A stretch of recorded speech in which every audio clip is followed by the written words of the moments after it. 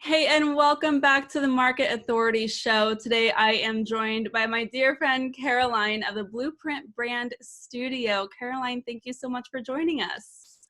Thank you so much for having me. It's an honor to be here, Stephanie.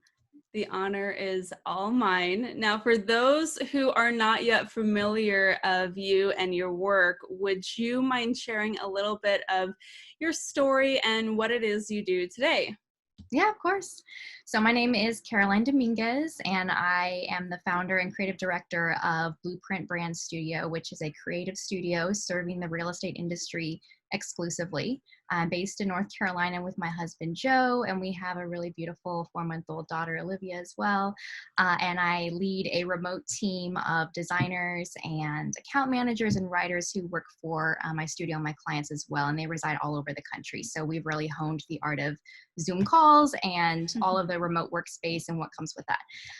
So as far as story and how I got into all of this, gosh, let's see. I started kind of by accident because my background is more in journalism and some graphic design as well, kind of on the side with that. I tended to do both concurrently with just that focus on story in my life. And a lot of people are like, how did you go from journalism to real estate to what you're doing now?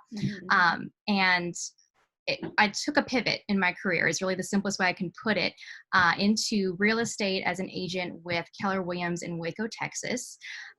Loved it, did great at it, focused on buyers. It was one of the best year and a half of my life.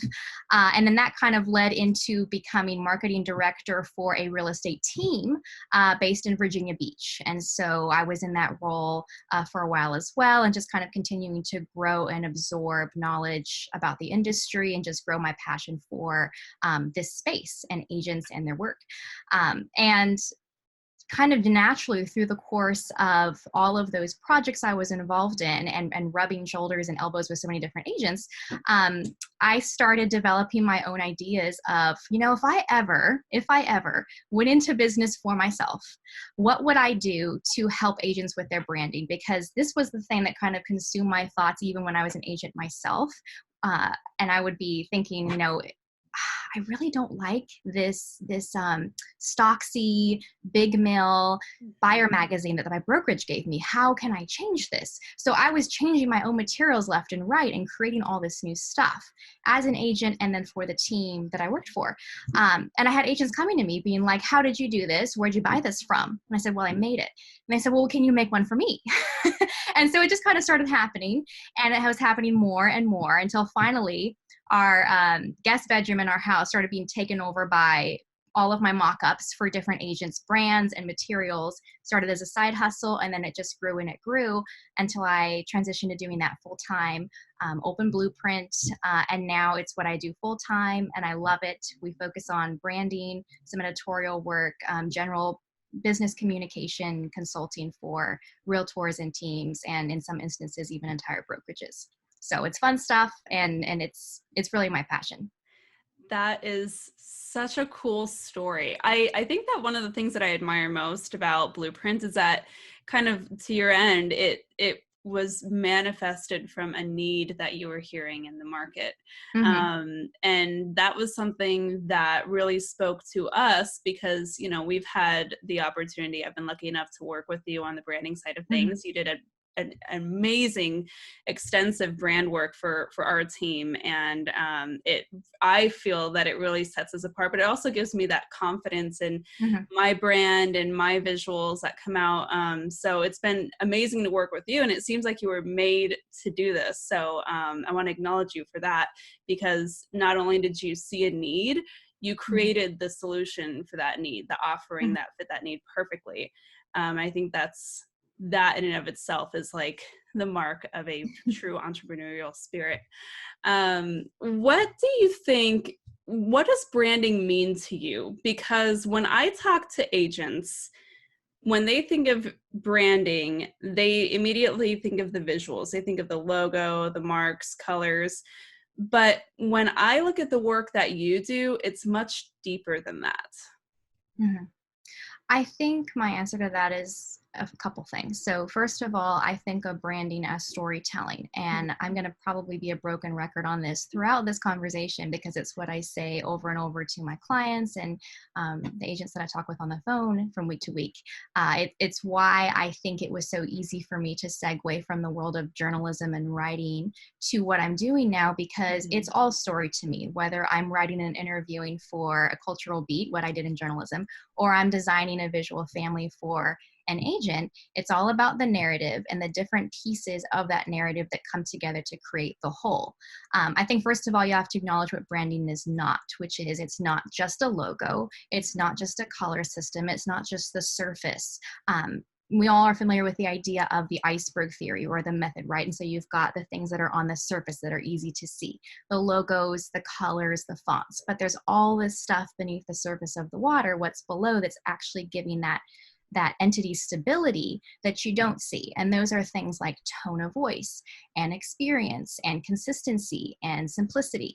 And those are things that I think are all interwoven into what a strong brand is. I use the word experience, and I think that that's a huge part of the definition for me. If you think about stores like Walmart or Nordstrom and the difference between the two, when you walk in, what you expect to receive in terms of selection and quality and price and just the overall experience, it's not just the Nordstrom logo or the Walmart color system or what we think of when we think of their visuals. It's the experience that they've created for the consumer. And so as an agent or a team, you can't just roll out the red carpet at the closing table for your clients. You have to be giving them significant touch points from the moment they come across you on Instagram, then to your website, then they land in your inbox, and they meet you in person, and they fill your business card, and they see your stuff in the mail. If you are being consistent and experiential in all of your touch points, you're weaving the narrative together. It's something that's personable, and it's so much more than just how it looks. It's a feeling. I love that. And you answered it exactly as I was hoping you would, because I think I think that is what is so lost with so many real estate agents, because as it is, this is a ridiculously difficult industry, like superfluously difficult in a lot of different ways. And so there's a lot of different things that we have to learn, especially when you're just getting into the business, and we wear so many hats, and we can forget and become so close to the process that we may not take the time to think about what it looks like on the client's end. And remembering that there is so much competition out there for us. Like, to me, it was always natural that the brand be kind of an identifier for us, and offer that experience that sets us apart from the competition, regardless of how much time we had been in the industry. So can we talk a little bit about that and how a brand can help an agent set themselves apart from their competition? Because, for example, in my state, we have like 80,000 licensees. Yeah. And you have everybody from top producers to people who've been in the business for 30 years to people who have massive teams. How does the brand kind of make sense of that and help even individual agents or teams or whatever shape and size set themselves up for success? I think it's a great time to be talking about branding, and a great time to be talking about standing out through your branding. Because we're in a global pandemic right now, and we're all kind of at home trying to find different ways to tweak our marketing, or most of us are, to elevate it and stand out more. And it's a unique time digitally, in terms of marketing, where more consumers are used to seeing beautiful things. And so the pressure to really have your best foot forward in that area is just, I think, bigger than ever before. And so it's just something that I love talking about because it is so relevant. I think it goes a little bit back to what I said about experience, in terms of when your brand is all about an experience and a feeling, it makes you memorable. And I think when you're memorable, then you are going to be able to differentiate yourself from that sea of agent sameness that is everywhere. This is also because, branding, to me, it's about the storytelling and the feeling. And that is something that gives you brand equity. It's not just about the service and the work. It's something that's going to provide your clients with this emotional trust factor that helps them connect with you. Seth Godin, who's one of my like marketing idols, he has this quote, and I think it's everywhere now, and everyone is putting that on Instagram. But it's just so good. It's like, people don't buy products and services; they buy relationships, stories, and magic. And that's branding. It's relationships and stories and magic, and it's the language of those things said the same way over and over to the same audience with just those people in mind. And that's what creates connection. And I think connection makes you memorable, and being memorable makes you timeless. And when you have all of those facets working for you, there's no way you're not going to look different from the other guy. Oh man, you are speaking my language. I think, I think that is something that we knew intuitively as a team as we were developing our business and our brand. But to hear you articulate it in that way, I think is going to land with a lot of my audience who's listening to it. So thank you for being so clear in explaining that. What is your process when you work with agents? So when you bring someone on, how do you access all of that as a third party?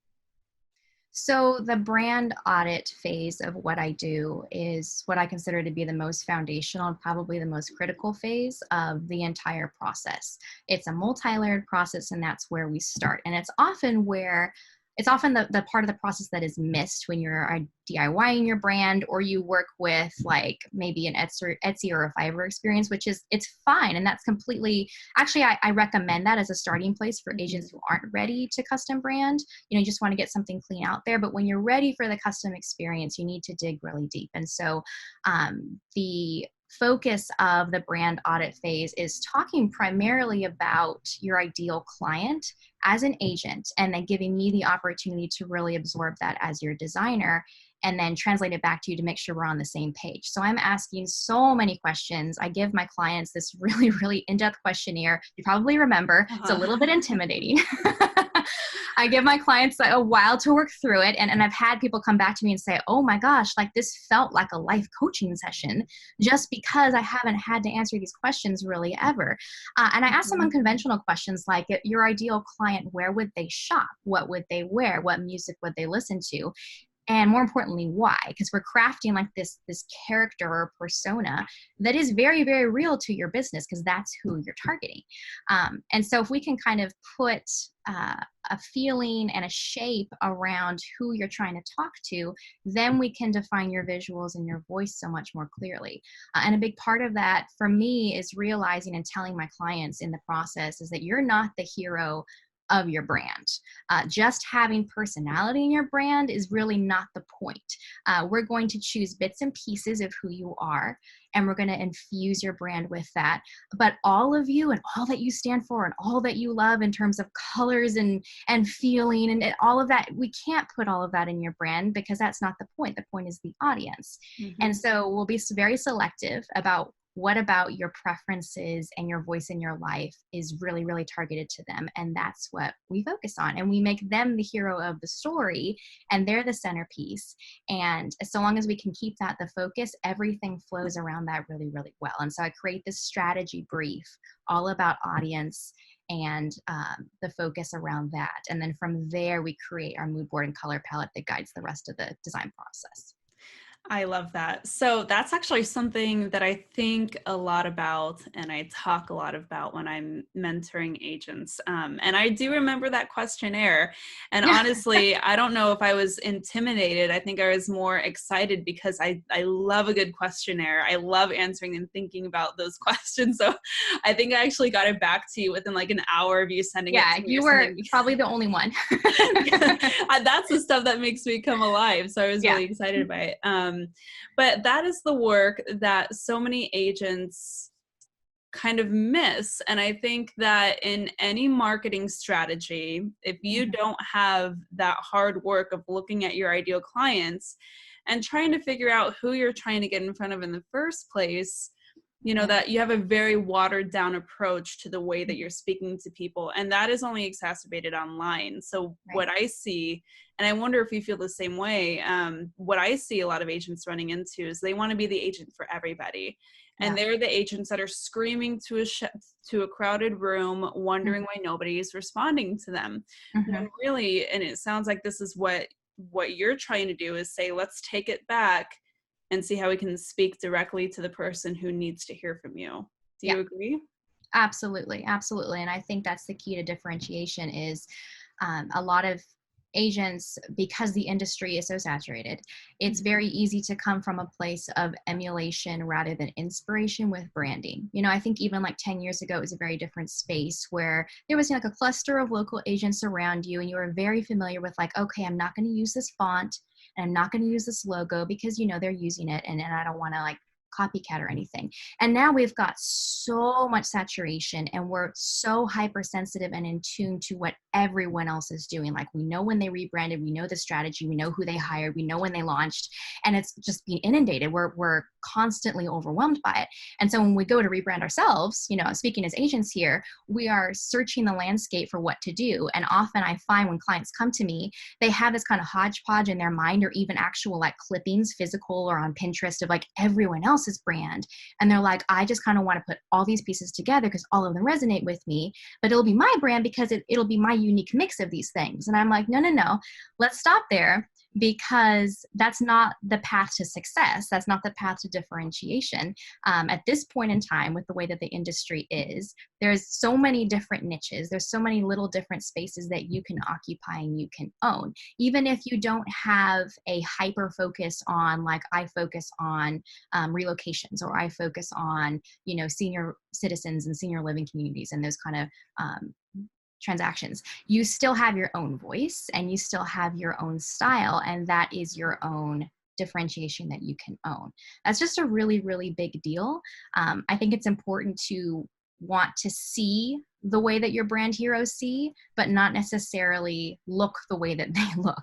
A good example would be early on, I branded a just beautiful in every way agent in Vancouver. Her name is Gina Bourne. I love Gina. Gina, see, and that's the response I get from everyone, because what's not to love with Gina? Like, she's stylish and she's just lifestyle driven in all her materials. She gets good branding. She didn't need to be taught. Like, she's lived it from day one in her business. So I'll be on the phone constantly. I swear it's almost like a weekly thing with a new lead or a current client, and they'll early on in the process, and they'll be like, I want to look like Gina.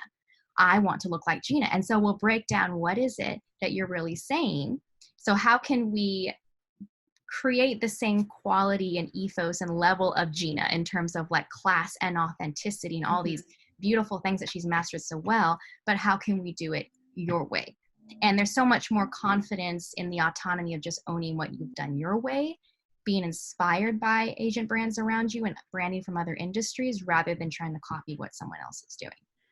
Yeah, I think that's so powerful. And I think, you know, it's not necessarily to knock on agents to say that, right? Because this is a lonely, isolating industry, and there are few standards that we can just look out to measure up against. Like me, as Stefanie and Bryce Lugo from Scottsdale, Arizona, we can't measure up ourselves against someone well-known like Orion Serhant out of New York. Right? So where do you find the thresholds that you're trying to reach in terms of the standard of visuals that you're exuding, the standard of service that you're, you know, providing to clients? So it is something that I think a lot of us fall into naturally, to just look around and try to pick an agent that we can model ourselves out of. But one thing that I think I heard you say from all of that is kind of identifying where that standard, where you want that to be. Like, what does that standard even look like? Is it the consistency of feeling across all the platforms? For example, when I see someone that I really admire, they're always looking super consistently polished on social media. Their website is polished. Like, there's consistency across all of those platforms. Now, is that something that you're able to accomplish just through the brand work that you're doing with agents, or is there more to it than that? I think what I give agents is the toolbox and the set of guidelines that they need to then know how to go out and execute themselves. So I can only take the client so far in terms of setting them up for success and giving them this crystal clear vision for, this is what your brand looks like out in the wild. But then ultimately it is on the agent. or the marketing point person on the team, or whoever it is that's touching the brand on a daily basis and executing it online and in print, to keep it consistent. And I do think that if we're talking about the threshold for a great brand, just even in a very technical sense, consistency and simplicity would probably be the two biggest elements that I would harp on like over and over again. Everything from the background color of your Instagram story to the font guidelines that you've implemented on your website, every single little touch point should be curated. And that's not to make it feel restrictive. I think when you're first starting out and you've just rebranded and you've got all these visuals and you're ready to go, and you're used to just kind of pulling things together as you go. And there's so much grace for that, as you said, because it's a frantic business and a frantic lifestyle. And most agents, they just haven't had the time to do things the same way every time. But when you've invested in the process and you have the tools to do that, that's the work right there, is just every single touch point being executed consistently. And I think if you can do that, if nothing else, you've accomplished 90% of the work. And that's the quality of the brand right there, is people know what to expect when they see your stories, when they read your emails, when they visit your website. Yeah, I couldn't agree with that more. And that could not come less naturally to me. So a lot Most of of us. well, a lot of people might be surprised, but like for me, I mean, not to be crude, but I'm like queen of half-assing it. So like to me, I'm really attracted to done, not perfect, right? I just want things to get done and I want them done quickly. And I am not going to be dazzled by the idea of perfection if it's going to keep me from accomplishing something. Bryce, on the other hand, my husband, he is the one who is like, no, it has to be absolutely perfect. Every single detail matters. And he's the one going through things with a fine-tooth comb. And in working with him in that way, it's taught me the value of doing things right and doing things thoroughly and consistently. And I think that that's why the three of us worked so well together. It's because that is something that you execute on really well. So I definitely admire that. It doesn't come naturally to me, but you make it look super natural. So, I mean, this is all super important. I'm loving all the things that I'm hearing from you. If you are an agent listening to this and you're beginning to feel a little overwhelmed, what are a couple of things that you can offer to that agent? Maybe 3 tips, 3 things that they can do on their own if they're not ready to take that next step and do a whole comprehensive brand, package for their business. What are 3 things, say, that they can do to begin working in this direction? Yeah. I think I'll sound like a broken record again, but I really do mean this. Talking about consistency. So let's get a little practical in terms of consistency. I think 1 or 2 main brand fonts, 1 or 2 main colors. If you don't have a specific visual family in place, if you haven't worked with a professional designer, if you're just not ready for that, you can go and you can even go onto Pinterest and you can Google, the best Google font pairings, and you can find free fonts that are beautiful, that are clean, that go well together. Find the one that fits you and just commit to that. And it doesn't have to be for the long term. You can even give it, like I say this to my clients, give it 6 months and just sit with that. The clients or the leads that I talk to that were not ready to work together, I'll be like, go back, find your fonts and just stick with them for a season of time and see how they land on you. But the goal is to stay consistent with that on your website, on your social media, everywhere that your people find you.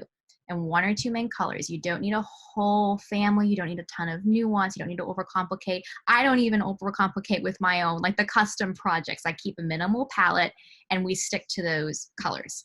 I also think it's really okay, and in fact, very recommended, to use templates like what Canva offers. Like, there are beautiful, elegant designs that you can access for free that are created for you. You can go in and you can customize them with your colors and your fonts and pick like 3 to 5 templates for Instagram, a couple for, your mail outs, and use those same ones over and over and just rotate them and update things seasonally, or swap out, your different colors as you need to keep things fresh on your feed, especially.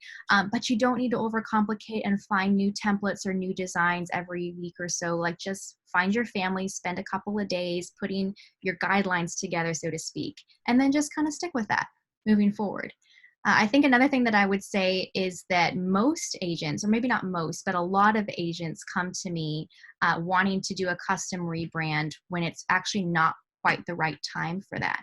And I think that's important to speak to, because when you're just starting out, there's a lot that you're still figuring out. I mean, and we both remember the fire hydrant that was the first year in real estate, and you're really just trying to survive and learn and do your best and actually get some transactions under your belt. And so to try and embark on a really, really intense at times, like in a good way, but digging deep, intense brand experience while trying to establish yourself in this business is just not something that I recommend. And at the level of investment that you're going to be making with a designer, you want to have that vision and focus and know who you're focusing on, have a really deep confidence in yourself and how you want to present. Some of the most influential realtors and teams that I have worked with and I've rebranded, they've been in the business for 10, 15 years, had a great website, had a really well-functioning brand that worked great for them before they felt ready to come to me and really build something from the ground up. And so I think, as a really genuine word of encouragement, start where you are, keep it clean, keep it simple, keep it consistent, and know that that's a really strong and beautiful base to grow, and let that grow with you. Occupy your brain space for a while, let your business find its feet, and let your vision really crystallize, and then go connect with a designer, because she or he will be able to pull that out of you so much easier and give you that beautiful result that you're looking for, because you'll have intention and purpose behind it. I love that. Yeah, we had been, let me see now. We had been in the business for about 4 years. Mm-hmm. And we'd worked with hundreds of clients at that point before we felt that we even understood where we were trying to go. Mm-hmm. And I'm really glad that you mentioned that, because you do have to have something to build off of. Who we were that first year is so different even from where we are today. Mm-hmm. And I hope from where we will be in a couple of years from now. And that's kind of the beauty of it. Yeah. Well, I love it. When then do you think is an agent ready, or like what signs in their business are pointing to the fact that they need or are ready for more extensive brand work? From a really practical standpoint, I've found that 2 years and up is just kind of a sweet spot. A minimum of 2 years, 3 is even better. But I work with plenty of 2 years in the business, and then moving forward from there. And I think this goes back a little bit to what I was saying in terms of you pick and choose the pieces of yourself that most speak to your ideal client, and then we focus on those and leave the rest behind. When I'm working with someone and they are just so stressed about every part of their business and personality being able to be represented in the brand, and it's very anxiety inducing and tends to be creatively stifling on my end as well, because there's no way that you can convey everything about a person, nor should you in a brand. That's trying to be everything to everyone, and therefore you're not speaking clearly. So when I'm having that conversation on the phone with a agent who's interested in working with me, that's typically kind of a marker for me that maybe we need to give this a little more time, a little more space for you to kind of work out this, and this about me. I really own with confidence, and this is what my client needs to hear, and this is why. And the rest, it's important, and it can come across in my messaging on my website and in my emails, because all those pieces have to fit together and work together, but they don't have to be present in a huge way in my brand. When I have that clarity and just that settledness from the client, then I know, okay, this is someone who I can have a really healthy collaboration with, because there's focus and the confidence of knowing who you are. I love it. Oh, such good stuff, Caroline. Well, where can those find you if they're interested in talking further or just learning more about Blueprint? So definitely visit our website, blueprintbrandstudio.com. I've got all the information there about our services and just about us as a team. We've got a blog as well. We've got an online shop with some templates just for realtors. So that's the best way to get in touch with us, in touch with me. And then Instagram is where I tend to be the most active in terms of social media, and I share a lot of story there. Team, day-to-day life, and then of course the projects that we're doing and projects that are coming up, and featuring our clients however we can. Blog posts that we do, we'll kind of carry them over onto Instagram as well, and especially in the stories, and talk about what we're chatting about with our clients. So that's a great place to connect. I love it. And guys, if you haven't yet, definitely check out Caroline. You are so good at practicing what you preach. And I love your newsletter. I love your blogs. I love your Instagram feed. Like, it's just a feast for the eyes. I mean, talk about polish and consistency. You definitely set the standard. So if you guys have not checked her out, I'll have plenty of links in the show notes so that you can go and follow Caroline. And you mentioned the templates. I want you to kind of elaborate a little bit, because I've seen your templates and they are so, so fabulous. Can you share just a little bit about what those are for some agents who might want to begin, adding some nice things to their business, but maybe they're not ready for a huge executive brand overhaul? Yeah, so the templates are perfect for exactly the category that you were talking about, the agents who are just starting out, or they're just not ready to invest in a custom experience, or honestly, they're for the agent who has already invested in a custom experience and they don't want to pay thousands of dollars more for really beautiful marketing materials. And they also want to have the ownership of those materials themselves, so you don't have to pay a designer $80 an hour to go and change one paragraph of text. So it was kind of born out of that, and talking to clients who needed beautiful, customizable materials that they could own. And so I've essentially developed a suite of client experience magazine style pieces that address every single significant touch point or milestone in a transaction experience. So starting from that new lead in your inbox, we have a beautiful welcome guide that you would send to new leads to convert them then to clients. And then at that point, we have our buyer and seller guides. We have a listing proposal, all the way to the closing experience with a beautiful offboarding guide. And I have so much details on the website about all of those, but they're made in Canva, so it's easy for you to just go in and change everything to your brand. If you don't have a brand, everything is already beautifully designed with a little like font and color system set up, so it's ready to go if you want it to be. I love it. I am, as you know, the lucky owner of 3 such pieces. And I would say the welcome guide is probably the most critical piece of collateral that we have in our business. It's something that we send more often than anything else. And it is such a great way to set the tone. I promise I'm not turning this into like a big advertisement. Yeah. I mean, I kind of am, because I am a fangirl, but it's one of those things that I feel like every professional needs. And this is kind of what we were talking about it when we decided that I needed it. So definitely, guys, check out those templates, because they are deeply fabulous, and you may just find yourself wanting to purchase those too. Well, Caroline, thank you so, so much for sharing your time and being so generous with your thoughts for us today. I really appreciate it. It was a blast having you on. Same. It was fun. Thank you so much. Thanks.